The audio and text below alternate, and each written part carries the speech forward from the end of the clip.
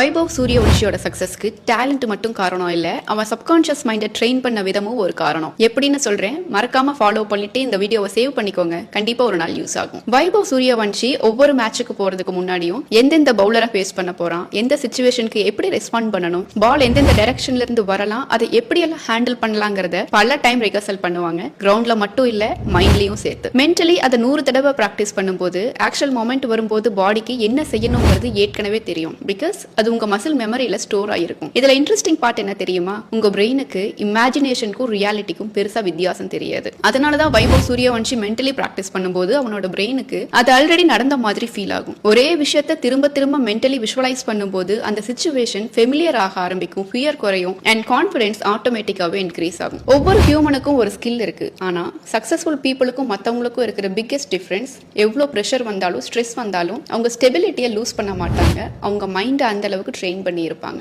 So visualisation அப்படிங்கிறது it's not a simple manifestation technique, it's a peak performance tool. இந்த video யூஸ்ஃபுல்லா இருந்துச்சுன்னா like பண்ணுங்க. லைஃப்ல எப்படி ஃபாஸ்டா க்ரோ ஆகுறதுன்னு யோசிச்சுட்டு இருக்க உங்க ஃப்ரெண்டுக்கும் இதை கண்டிப்பா ஷேர் பண்ணுங்க.